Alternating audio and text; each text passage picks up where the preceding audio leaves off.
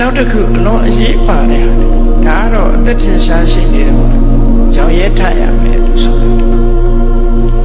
ပုံညာဒုက္ခဇီဝိတသင်္ခယလူဆိုတာတနေ့သေမှာပဲအဲ့ဒီတနေ့သေမဲ့လူချင်းမှာဘာဟာကိုအတွက်အခြေချဆုံးလို့ဆိုဇီဝိတသင်္ခယမိအသက်သေဆုံးနေတဲ့အချိန်အသက်ကုန်ခန်းသွားလို့ဆုံးသက်သွားတဲ့အချိန်လေးမှာပုံညာကိုလှုပ်ထားတဲ့ကုသိုလ်ကောင်းမှုကဒုက္ခချမ်းသာဖို့အတွက်ပဲအာကိုရှိတယ်လေငါမှာဒါနကုသိုလ်ရှိတယ်ငါမှာသီလကုသိုလ်ရှိတယ်ငါမှာကမ္မထဘာဝနာတွေပွားများထုတ်တာဘယ်နှစ်ငါကျင့်ထားတယ်ဆိုရင်ငါဘာတွေလှူထားတယ်ဆိုရင်ဒါနကောင်းငါဘယ်လိုသီလတွေစောင့်တည်တယ်ဥပုသ်တွေစောင့်တည်တယ်စသဖြင့်ကိုလှုပ်ထားတဲ့ကုသိုလ်ကောင်းမှုတွေ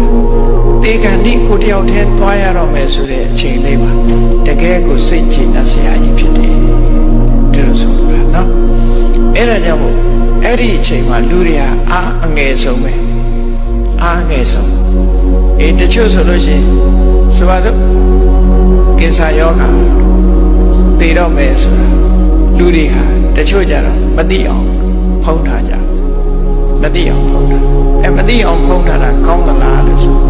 လူမှတတ္တိကိုစရတယ်မွေးထားတနေ့သေမယ်ဆိုတာကိုမွေးထားဒီဗုဒ္ဓဘာသာမဟုတ်တဲ့ပုဂ္ဂိုလ်တွေတောင်မှပဲသေတာကိုရဲရဲဝံ့သိနိုင်အောင်ကြိုးစားထားတာရှိတယ်အလုံးကြားဖို့ကြလိမ့်မယ်အမေရိကန်သမ္မတခရိုတယောက်ချက်ကလင်းကနေဒီလို့ခေါ်တယ်ကနေဒီသမ္မတကနေဒီရဲ့စနီချက်ကလင်းကနေဒီ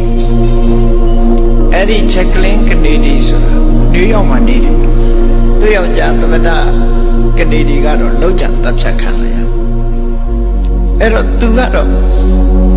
အသက်ရကြီးလာတဲ့အခါနယူးယောက်နေတယ်အဖြစ်တော့ဆိုသူ့မှာကုလို့မရတဲ့ကင်ဆာယောဂဖြစ်တယ်နိုင်ငံခြားတွေကတော့ဘာယောဂဆိုတာတိကျထုတ်ဗမာကျတော့သိမှကြောက်တယ်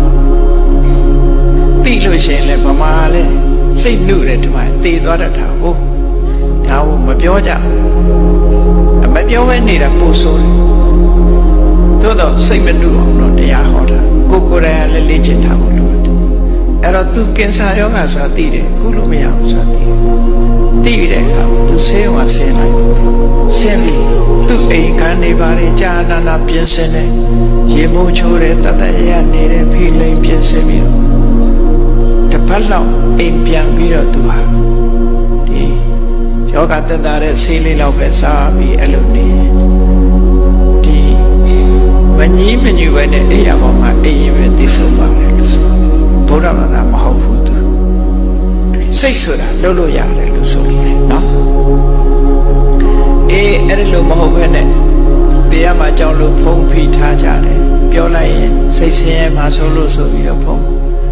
မသိဘူးလားသိမှာသိတဲ့အခါကျတော့ခြေမကိုင်ပြီးလက်မကိုင်ပြီးဖြစ်အဲ့ဒီလိုတွေဖြစ်တာဒါကြောင့်မို့ရသော်ဗျာပုံညာဒုက္ခဇီဝိတသင်္ခယကုသိုလ်ကောင်းမှုတွေအားကိုးလိုက်ဘုန်းကြီးတို့ရသော်ဗျာရဲ့တုတ်တန်ဟောထားတဲ့တုတ်တန်တွေကိုရှင်းညွှန်ပြီးတော့အာပိစကားဆိုတဲ့တရားဟောထားတာရှိတယ်အာပိစကားဆိုတာလူတွေမှာအာပိစကားပြောရမယ်အဲ့ဒီချိန်မှာနော်အမမကြောက်နဲ့ဘယ်မှာကုသိုလ်တွေရှိတယ်